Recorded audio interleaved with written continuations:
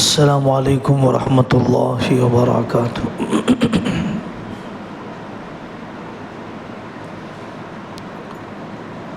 نحمدہ ونصلی علی رسولہ الکریم، اما بعد۔ اعوذ باللہ من الشیطان الرجیم، بسم اللہ الرحمن الرحیم۔ یا ایہا الذین آمنوا قوا انفسکم واہلیکم نارا، صدق اللہ العظیم۔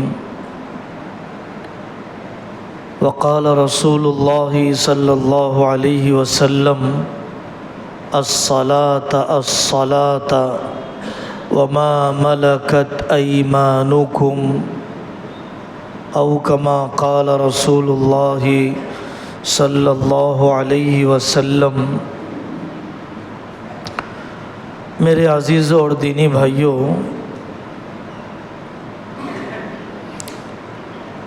ذمہ دار اور مالک کو ذمہ داری کی فکر زیادہ ہونا چاہیے عہدیداری کے مقابلے میں۔ میں خاندان کا صدر ہوں، کمیٹی کا ذمہ دار ہوں، تنظیم کا امیر ہوں، کمپنی کا مالک ہوں، بیوی کا شوہر ہوں، بچوں کا باپ ہوں۔ چودراہٹ اور بڑے پن کے جذبات سے زیادہ حق ادا کرنے کی فکر ہونی چاہیے۔ کلکم راع وکلکم مسئول عن رعیتہ۔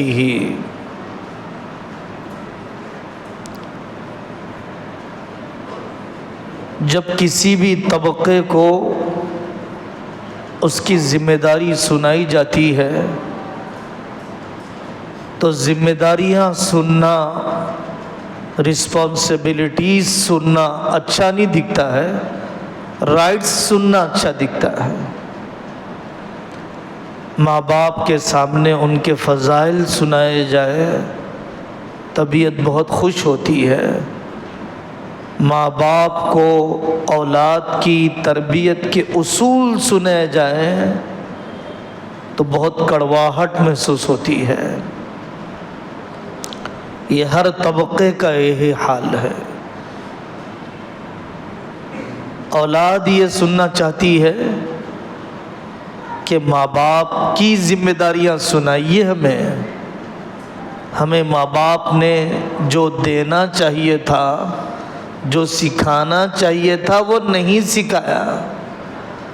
اولاد یہ سننا نہیں چاہتی ہے کہ ماں باپ کی خدمت کرنے کے سلف صالحین کے واقعات کیا ہیں، اور واقعتاً ہم نے کوتاہی کی ہے۔ سچی بات یہی ہے کہ حق دینے والے کو حق ملتا ہے، حق مانگنے والے کو حق نہیں ملتا ہے۔ حق مانگنا بری بات نہیں ہے، لیکن شریعت کی روح یہ ہے، شریعت کا زور اس پر ہے کہ حق ادا کیا جائے۔ حضرت مولانا عمر صاحب پالنپوری رحمۃ اللہ علیہ بڑی عجیب بات فرماتے تھے۔ مالک کا جذبہ یہ ہے کہ کام زیادہ لوں، مزدوری کم دوں۔ مزدور کا جذبہ یہ ہے کہ کام کم کروں، تنخواہ پوری لوں۔ فرماتے تھے کہ جو مزدور کا جذبہ ہے وہ مالک کا عمل ہونا چاہیے، جو مالک کے جذبات ہیں وہ مزدور کا سلوک ہونا چاہیے۔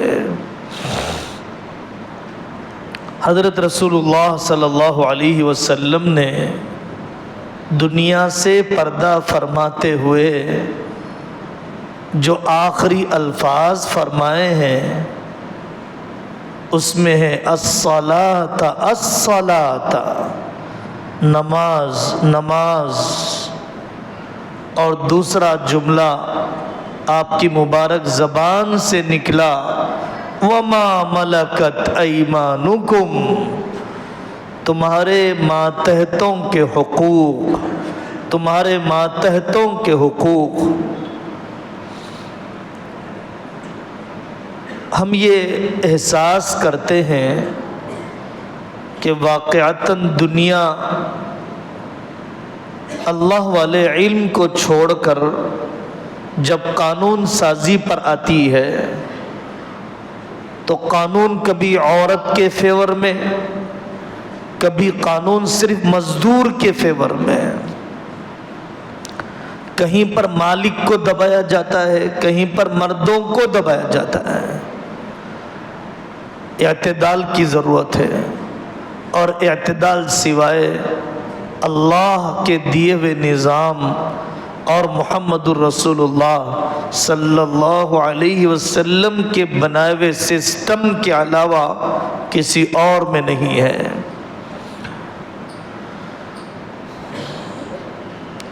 تیسری بات، قرآن کریم کی بڑی صورت، بڑی آیت، لکھو یا ایھا الذین آمنوا اذا تداینتم بدین الی اجل مسمى فاکتبوہ، لکھت پڑھت کرو۔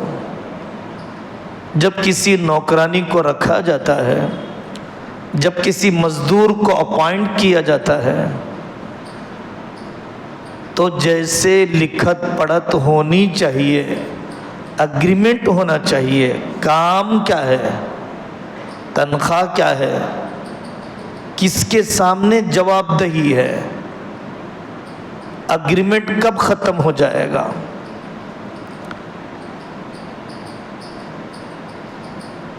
ان سب جزئیات کو جیسے لکھا جانا چاہیے ویسے لکھا نہیں جاتا، جیسے سمجھایا جانا چاہیے سمجھایا نہیں جاتا۔ حضرت شعیب علیہ السلام کی مثال قرآن کریم نے نقل کی ہے۔ حضرت موسیٰ علیہ السلام کو انہوں نے داماد بھی بنایا، مزدور بھی بنایا، اور اس وقت ان کے الفاظ قرآن نقل کرتا ہے، انی ارید ان انکحک احدبنتی ہاتین علی ان تأجرنی 8 حجج، میں تم سے اپنی ایک بیٹی کا نکاح کرنا چاہتا ہوں، اس کا مہر یا اس کی اجرت کے طور پر پیسے کما کر دیجئے، آپ 8 سال تک ہماری بکریاں چرائیے، فَإِنْ أَتْمَمْتَ عَشْرًا فَمِنْ عِنْدِكَ، 10 سال اگر آپ کر لیتے ہیں تو بہت اچھی بات ہے، وَمَا أُرِيدُ أَنْ أَشُقَّ عَلَيْكَ، میں تمہارے اوپر بوجھ بننا نہیں چاہتا۔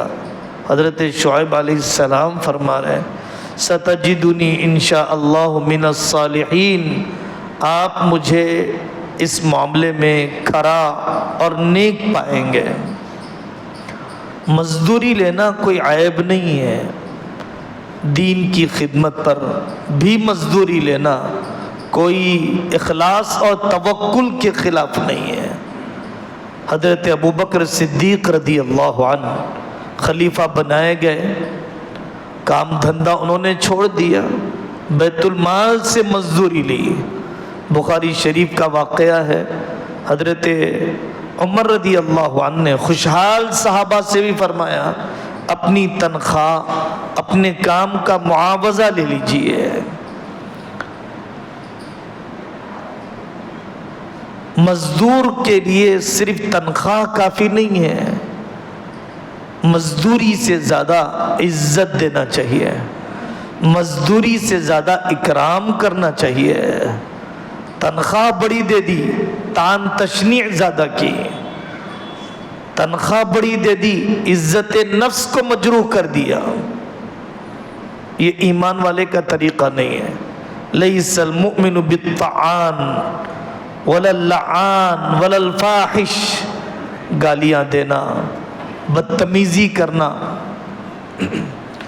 ایمان والے مالک یا باس کا طریقہ نہیں ہو سکتا ہے۔ دینے کا جذبہ ہونا چاہیے، کاٹنے کا جذبہ نہیں ہونا چاہیے۔ عمل پر ابھارنے کے لیے انعام کا طریقہ بھی ہو سکتا ہے، مزدوری کا کاٹنا، مزدوری نہ دینا، مزدوری کو روک کر رکھنا، یہ بہت بڑا جرم ہے۔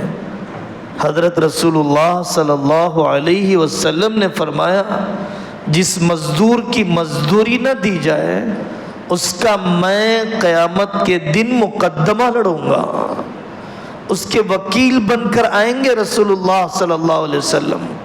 ثلاثۃ انا خصمہم یوم القیامت، بیویوں کو گھریلو خرچ کے علاوہ، راشن پانی کے علاوہ جیب خرچ دینا، حضرت حکیم الامت رحمت اللہ علیہ نے الگ سے عورتوں کا حق لکھا ہے، جس میں بہت کوتاہی ہوتی ہے۔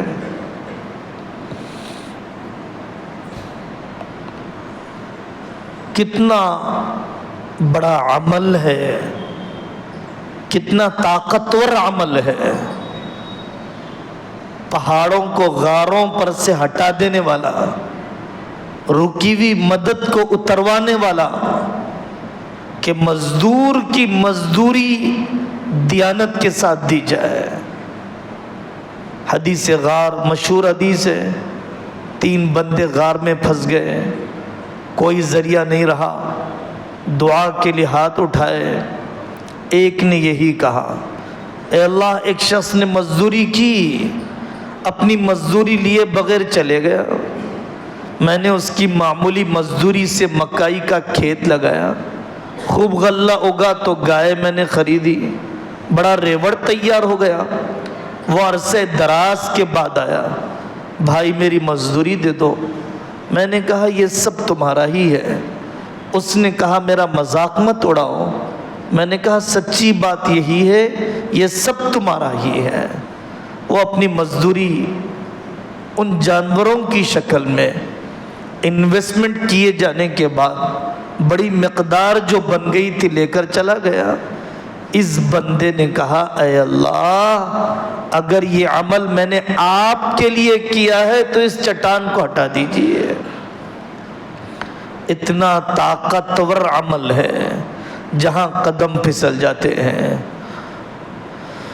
جب دن بھر کا وقت لیا گیا ہے تو واقعتاً اتنی اجرت دی جانی چاہیے جو آدمی کی کھانے پینے کی ضرورت، ٹھکانے کی ضرورت، علاج کی ضرورت، اولاد کی تعلیم کی ضرورت اور ذاتی مکان کے خریدنے کا انتظام ہو جائے، اتنا دینا تو ایک عام انسانی ضرورت کا تقاضا ہے۔ بہت کم مالک وہ ہیں جو اس نقطہ نظر سے اپنی ذمہ داری کو سوچتے ہیں۔ حضرت رسول اللہ صلی اللہ علیہ وسلم نے اصولی ہدایت دی ہے، اخوانکم خوالکم جعلہم اللہ تحت ایدیکم فمن کان اخوہ تحت یدیہ، جس کا بھائی اس کی ماتحتی میں ہو فَلْيُطْعِمْهُ مِمَّا يَأْكُلُ، جو وہ کھاتا ہے وہ کھلائے، وَلْيُلْبِسْهُ مِمَّا يَلْبَسْ، جو وہ پہنتا ہے وہ اپنے مزدور کو پہنائے۔ کمال اخلاق کا یہی ہے۔ دینے کا ارادہ تو کیجیے۔ اللہ تبارک و تعالیٰ کا ضابطہ یہی ہے کہ جو اپنا وقت بچانے کا ارادہ کرتا ہے اللہ اس کا وقت بچاتے ہیں، جو دینے کا ارادہ کرتا ہے اللہ انتظام کرتے ہیں۔ انفق ینفق اللہ علیک، بعض مرتبہ نفل عمرے پر، مسجد کی تعمیر پر، غریبوں بیواؤں کے وظائف پر آدمی خرچ تو جی جان سے کرتا ہے، تنخواہوں، واجبی حقوق، ماتحتوں کی مزدوری پر جی جان سے نہیں خرچ کرتا ہے۔ مزدوروں کی کوتاہیاں وہ الگ موضوع ہے۔ مزدور کا حق ہے کہ اس کو دینی تربیت دی جائے۔ 10 سال سے ایک عورت نکاح میں ہے، میں نے قرآن بھی نہیں سنا، اس کا کلمہ طیبہ بھی نہیں سنا، دینی مجلس میں نہیں لے گیا۔ ماتحتوں کی دینی تربیت، ایک ڈرائیور ہے میرا، ایک کام والی خادمہ ہے، میں نے کبھی سنایا نہیں اللہ کون ہے، کبھی سنایا نہیں نبی پاک صلی اللہ علیہ وسلم کون ہے۔ ماتحتوں کا اولین حق یہ ہے کہ ان کی دینی تربیت کی جائے۔ آمدنی خرچ کرنے کے ضابطے، سود و بیاج کے نقصانات، وہ اپنے مستقبل کو اندھیرا کر رہے ہیں اپنی اولاد کی تربیت سے غافل ہو کر۔ کہیں میری خاتون ملازمہ، کام کرنے والی بہن طلاق اور خلا پر جری تو نہیں ہو رہی ہے، افراد خاندان ناجائز رسومات میں مبتلا تو نہیں ہے۔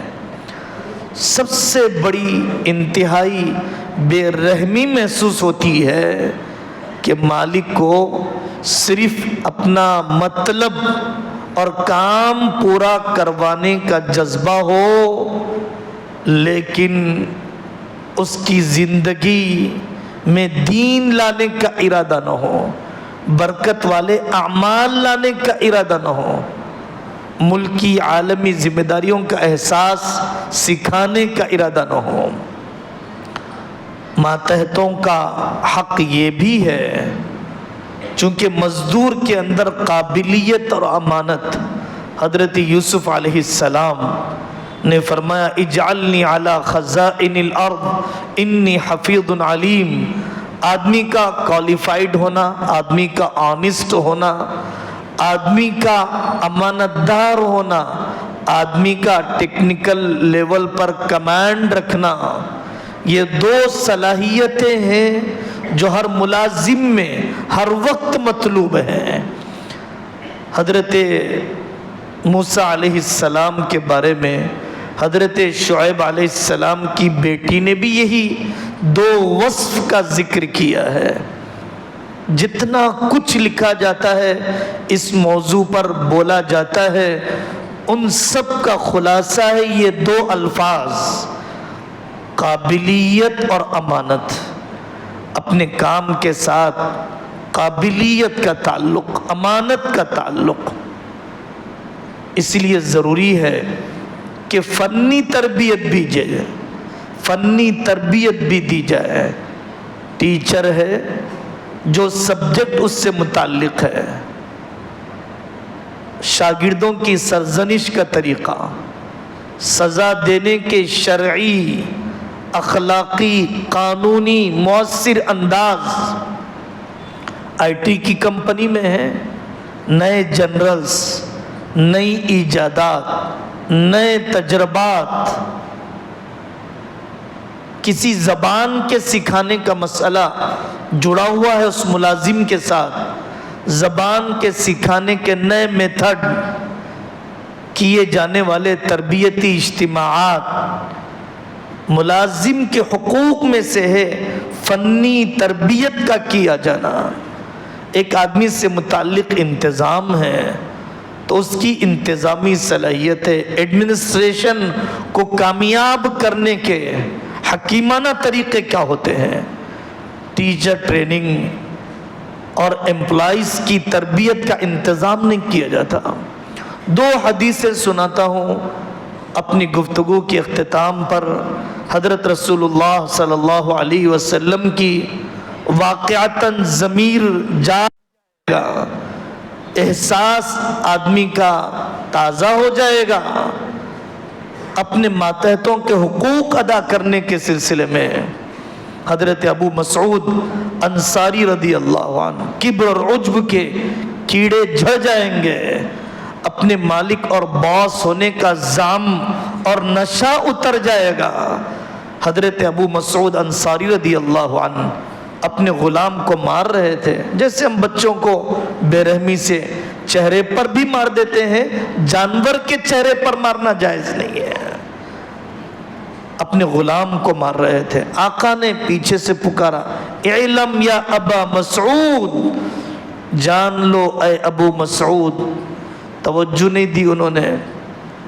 جب آقا صلی اللہ علیہ وسلم قریب آئے، پھر آپ نے فرمایا، اعلم یا ابا مسعود، اعلم ابا مسعود، اے ابو مسعود سن لو، ان اللہ اقدر علیک منک علی هذا الغلام، جتنی طاقت تم اس غلام پر رکھتے ہو اس سے زیادہ اللہ تم پر قدرت رکھتے ہیں۔ اختیارات جتنے تم اس غلام پر رکھتے ہو اس سے زیادہ اللہ تم پر اختیار رکھتے ہیں۔ انہوں نے فرمایا، یا رسول اللہ، لا اضرب مملوکا بعدہ ابدا، مارنا صرف ہاتھ سے نہیں ہوتا، لہجے سے بھی ہوتا ہے، اختیارات کے غلط استعمال سے بھی ہوتا ہے، پیشانی کے بل سے بھی ہوتا ہے۔ حضرت ابو مسعود انصاری رضی اللہ عنہ نے فرمایا، یا رسول اللہ، میں نے تو اس کے اللہ کے لیے آزاد کر دیا، اما لو لم تفعل للفحتک النار، اگر تم نے آزاد نہ کیا ہوتا تو ظلم کی آگ تمہیں آ لپیٹ لیتی۔ مجھ پر اچانک بیماری کا حملہ ہو گیا، مجھ پر اچانک کوئی بلا آفت لپٹ گئی، زبردست نقصان ہو گیا، توجہ جاتی ہے کالے دھاگے کی طرف، توجہ جاتی ہے عاملوں کی چوکھٹ کی طرف۔ کبھی توجہ گئی کہ سخت بول میں نے بہو سے بھی کہے تھے، ظلم میں نے داماد پر بھی کیا تھا، نظر انداز میں نے اپنے ملازم کو بھی کیا تھا، خیانت میں نے اپنی خادمہ کے ساتھ بھی کی تھی۔ ایک فرعون بدنام ہے، ایک حجاج ظالم ہے، کیا میں ظالم نہیں ہوں؟ اپنے دار اختیار میں اپنے ماتحتوں کا حق ادا کرنے میں۔